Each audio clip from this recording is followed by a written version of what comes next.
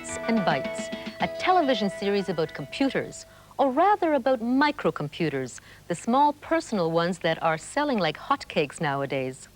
I'm Luba Goy, and I'm going to be the presenter of the information about computers that's been prepared for us by the experts. And this is Billy Van, who's going to be himself, the average person who knows nothing about computers but wants to learn. Computers seem to have crept in everywhere, haven't they? Here are some familiar scenes.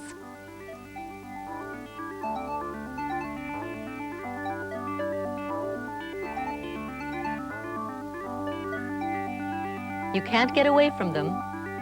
And how many of us really know how they work? Well, the best way to find out is just go up to the first little computer you see and switch it on. Okay. Huh. I'll warn you now, I'm not very good at math. Well, who says computers have anything to do with math? Yeah, but to compute means to do math, doesn't it? I mean, if it has nothing to do with math, why do we call them computers? Because the first people to use them happen to be mathematicians, but you can use them for anything you like. It's just that we're stuck with the name computer. Oh, okay. Well, I guess I better turn it on.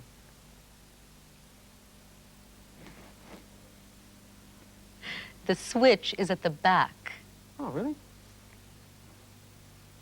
Hey, you're right. But why is it hidden? So that you don't switch the computer off by mistake. Now, that's very smart. Well, what's this? 31,743 bytes free. What on earth is that? We'll come back to that in a minute. What matters now is that the computer is ready. Oh, okay. Oh. When does it start? Is something wrong with this? Hey, do something. Come on. I'm afraid computers don't do anything on their own. You have to tell them precisely what to do step by step. You have to program them. Oh, wait a minute. I don't know how to program. You don't have to do the programming yourself. Beside you is a ready-made program you can feed into the computer. Oh, but this is just an ordinary audio cassette. Yes, it is. And you can play it on that ordinary-looking audio cassette recorder that's already plugged into the computer. Oh, okay.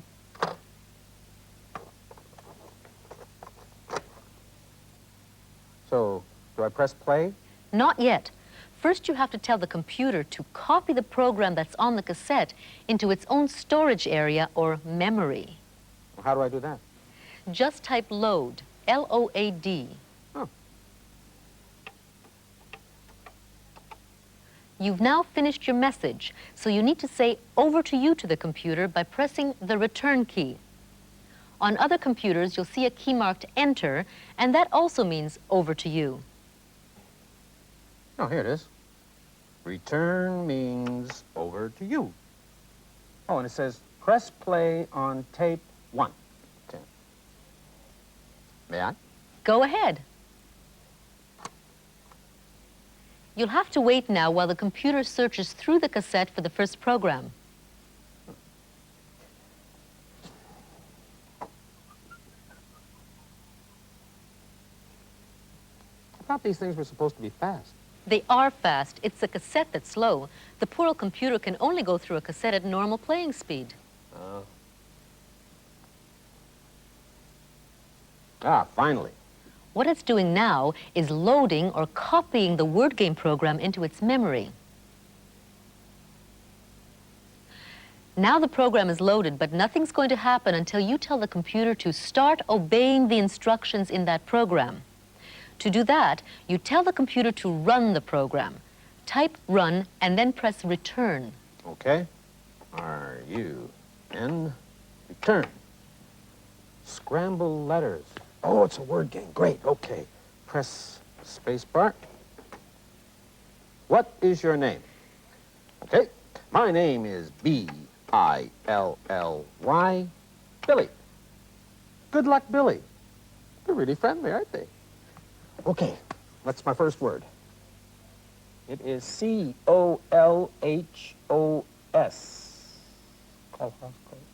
School, school.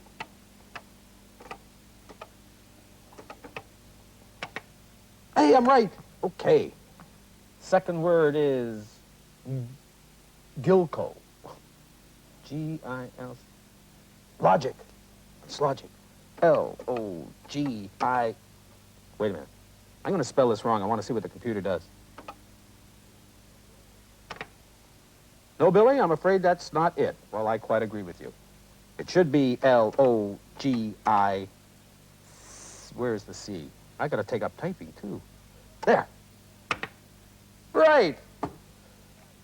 The third word. You know, this is something else.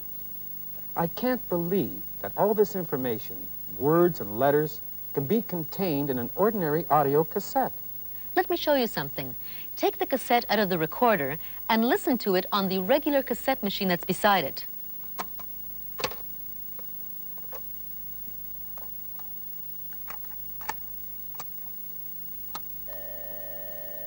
Ooh, wait a minute. That doesn't sound like what's on the screen here. No, it doesn't, because that's the sound of the binary code. And what's the binary code? Let's have a look. If you lift the lid of a computer, you will see a circuit board into which a number of little boxes have been plugged. Each box contains a chip, which consists of thousands of microscopic electric circuits, each of which can be either on or off. This is the only language that the computer understands. Is one of my circuits on or off? A sequence of several ons and offs in various combinations can represent any number or letter or graphic symbol, and we can symbolize these ons and offs by using a 1 to stand for on and a 0 to stand for off. Most computers can represent any of the symbols on their keyboards by various combinations for a total of exactly 8 ones and zeros. Since this language or code is based on 2 digits, 1 or 0, just as a bicycle is based on 2 wheels, or a biplane is based on 2 pairs of wings, it is called the binary code, from the Latin word binarius, meaning 2 together. And each of the ones and zeros is called a binary digit, or bit for short. So it takes 8 bits to represent any keyboard character. Such a group of 8 bits is called a byte. 1 byte is the equivalent of 1 character. This computer can store or remember roughly 32,000 bytes. That means you can feed a program into it that uses up to 32,000 characters, letters, numbers, or graphic symbols. Just as a kilometer is 1,000 meters and a kilogram is 1,000 grams, so is a kilobyte roughly 1,000 bytes. This computer, therefore, has a 32 kilobyte memory, or a 32K memory for short. But the memory of most small personal computers can be extended to at least double that, 64K. This may sound a lot, but it isn't. The average page of a book contains about 2,000 characters. It's a 2K page. So even a 64K computer can only store as many characters as a 32-page book. And a 32K computer only as many as a 16-page book. Although, of course, a computer can do a lot more with its characters than a book can. But that's another story. Bits and bytes. So this is a 32K computer, 32,000 bytes. But didn't it say something about 31,000 bytes when I first turned it on? How do I get back to the beginning? The easiest way is to just switch the computer off, then on, but There. You see? 31,743 bytes free. But why doesn't it say 32,000 bytes free? because the computer has to keep some in reserve for various operating functions. Well, no, it doesn't matter. I've lost my place in the word game program now. I'm sorry, but you've done more than lose your place. When you turn the computer off, you make the entire program disappear from its memory. Now you know why the on-off switch is hidden out of the way. I sure do. Okay, well, how do I get back to where I was? You have to go through the whole loading process all over again. Rewind the cassette, type load, then hit return. Then press play on the cassette recorder, then you type run and hit return. Oh, isn't there a quicker way? Yes, there is. There's an Apple computer right beside you that's already hooked up to a device for getting at ready-made programs very quickly. It's called a disk drive. Oh, all right. Switch is in the back, I suppose? That's where it is. There's nothing on the screen. No, the Apple uses an ordinary TV set, and you have to turn the screen on separately. Oh, okay. Oh, here it is.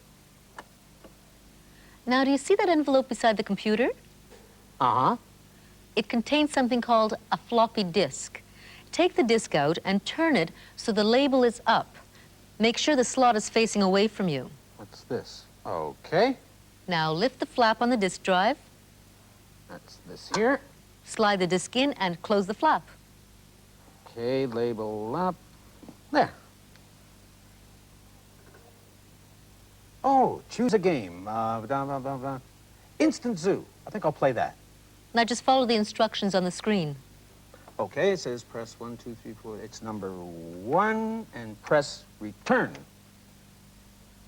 Loading Instant Zoo. This is a pattern recognition game prepared by the Sesame Street people. Oh, it sounds like fun. Instant Zoo, an animal guessing game. Okay. Here comes an animal. Try to guess what it is. Okay, let me see. To see more, press return. Okay, there we go. When you want to guess the animal, press the ESC key, and there it is. Oh, I know what that is, I think. Fish, it's a fish. Let me see now. F-I-S-H. Turn. Hey, I'm right. It's a fish. And a musical one, too. Yep, it's a fish. You're really in the swim of this game. Okay, press return. And what's this animal now? When you want to guess the animal, press the ESC key. Okay, that looks like, those look like ears to me. Wait a minute.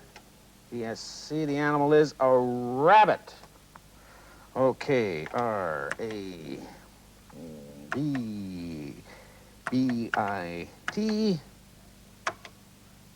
Hey, I'm right, it is a rabbit. Ah, well, what else is there to see? How can I choose another program? You hold the control key down and press the reset key. Control, hold down, reset. Boy, oh boy, this floppy disk really is fast. Can I have a look at it? Certainly, just pull the disk out. Okay. It doesn't look much like a disk. It's not round, and it's not all that floppy. People are often confused when they first see a floppy disk because it doesn't even look like a disk. For one thing, it's square, not round. They're also confused by how disk drives work. So we went to Hewlett-Packard and asked them to explain. A floppy disk uses a much faster method of retrieving and storing programs than a cassette. The cassette is in a much more durable package, but you have to allow for rewinding and fast forwarding to build up from one spool to the other. The floppy disk is more fragile than a cassette, since the actual media is more readily exposed to the user and can come in contact with the hands and fingerprints that could cause problems. But if kept proper care of, it's a much faster and more reliable method. Inside the jacket, you'll find that there is actually a round floppy disk. It is very much like a flat circular audio tape. The material is very similar to that in a cassette tape, iron oxide metallic particles. However, the plastic is much thicker in this case, and there is a lubrication film applied. There is a small felt-like surface built into the envelope. That allows the disc to slip evenly and smoothly inside the jacket. There is also a slight airflow built up by the disc turning inside the jacket. The disc itself has no physical grooves or lines on the surface. The disc is actually broken up into tracks, round tracks. The head steps in to each of those tracks and reads the information on them. The computer sets up a directory on the outermost track of the disk. The directory tells the computer exactly where on the disk a program would lie. This is the actual read-write head. There is the electromagnet that does the reading and the writing on the surface. As we load the disk into the drive, close the door, the head comes in contact with the disk. Now, as the disk spins, the head will move across the surface of the disk. The magnetic head itself changes the polarity of the magnetic particles on the surface of the disk, the iron oxide particles. This south-north change in magnetic polarity allows the disk drive to store the information in a form of ones and zeros on the disk. The reason that the floppy disk is so much faster than a cassette is simply that you can access the entire surface of the disk with the head. At this point, we have all the advantages of a record. We can start at the beginning, and we can go directly to the end if we like. The floppy disk is just the smallest in a whole family of disks. This floppy disk is a 5 1/4 inch floppy. We also have the 8-inch floppy. The 5 1/4 inch floppy we'll see mostly in home computers and very, very small business computers. The 8-inch floppy disk is much faster and holds many times more data than the 5 1/4 inch floppy. The 8-inch floppy still is restricted to business computer applications. As far as hard disks go, this is a single platter, removable cartridge for a hard disk. The head never physically touches the surface of the disk. It's suspended by a very, very thin film of air. This disk can retrieve and access information at an incredible rate. A more advanced form of the hard disk is a multi-layer disk. In this particular disk pack, we have 5 platters that can be recorded and played back on each side of the disk, giving us 10 total surfaces to read and write on. This large 5-layer disk pack has the capacity to hold as much information as almost 500 of these floppy disks.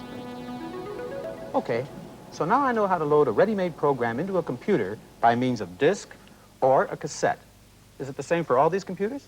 Yes, it is, with a few very minor variations. These are some of the most popular personal computers. You started off with a PET. Then you tried an Apple. This one is the Radio Shack. This, the Atari. Behind you is the IBM personal computer. And over there is the Texas Instruments computer and the Xerox computer. They all accept programs on either cassette or disc. And they all look like typewriters plugged into a TV set. Yes, they all have a keyboard and a screen. Sometimes the keyboard has a built-in TV set, but usually you plug it into a separate TV. And computers are getting smaller all the time. This isn't a calculator, it's a computer, the Radio Shack pocket computer with a tiny built-in screen. And this one here is the Sinclair. It's the smallest and cheapest computer so far that can be plugged into a full-size TV screen. It comes with a 1K of memory, but can be expanded to 16K. These are real computers, and just like the bigger ones, they're all based on the binary code. You know, when I think about it, bits and bytes and the binary code and K and all of that stuff, it really wasn't all that hard. But come on, own up. When does the heavy math start? If you want math, you can get math. But computers don't necessarily have to be involved with mathematics. You can use them for anything you like. I don't know. There's something pretty involved going on in there. It's almost as if it had a mind of its own, you know? What's really going on? This is where we come down to the essence of the computer. If we could distill this mysterious substance, what would we see? We'd probably see ancient Greece and Aristotle, who was the first person to write down what he called the laws of thought, or what we call logic. Now, the essence of logic is that it divides everything in life into two categories. Is it this or that? Heads or tails? Good or bad? Black or white? It must be one or the other. There are no shades of gray in logic. True or false? Yes or no? On or off? Which is where the computer comes in, because its circuits must also be either on or off. The other important thing about logic is the logical argument itself, which goes something like this. All tall men are thin. Jim is a tall man, therefore Jim is thin. If the first two statements are true, we can be absolutely certain that the third statement is true. On the other hand, if there are some tall men who are not thin, then we can't be sure that the third statement is true. And in black and white logic, if we can't be sure that it's true, then it must be false.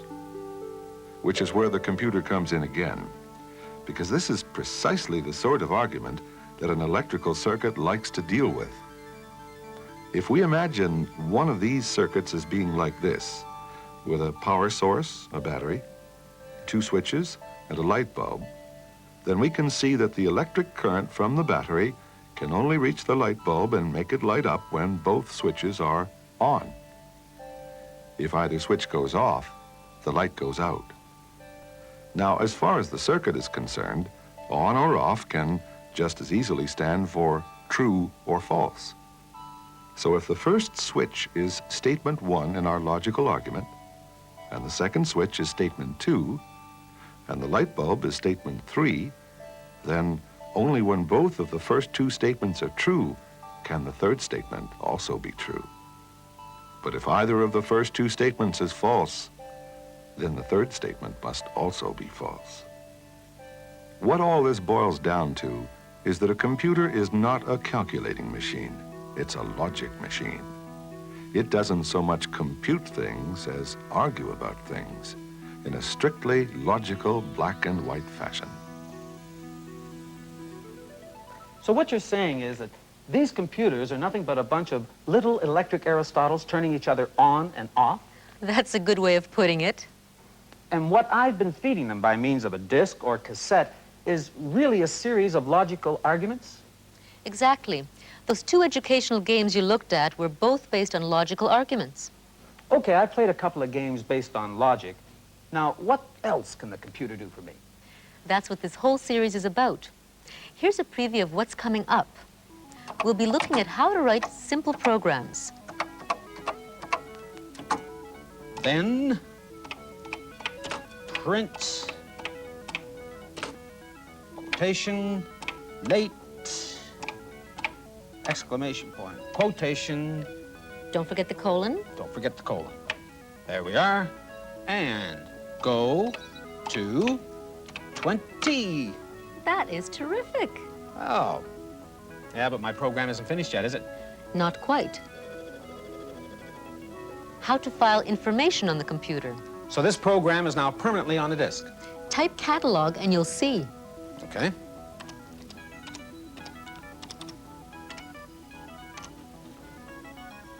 Ah, hey, that's terrific.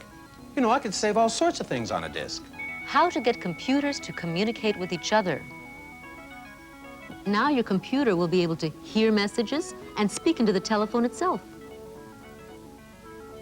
And this is all coming from Willowdale, Ontario? How computer languages work. In the early days of computing, there was a language barrier between computers and humans because you had to use machine language if you wanted to talk to the computer, either in binary code or its exact English equivalent. This was very slow and laborious. We'll also investigate computer graphics.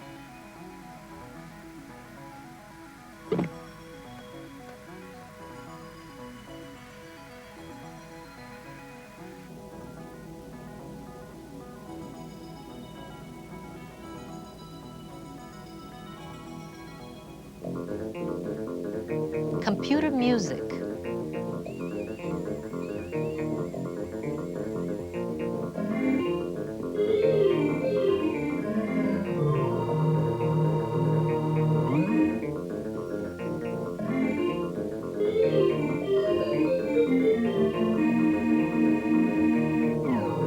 Word processing. If I'm doing one thing such as text editing and I realize, oh, I really can't finish this document because I forgot some information, I simply want to move to a different window on the screen, search for what I want, copy it, and paste it into the original document that I was working in. And video discs. And videotex systems. In the program that comes immediately after this one, we'll look at some everyday applications of the computer. How it can help you work out your finances. Why? Enter. Oh, Now press the space bar for each succeeding year.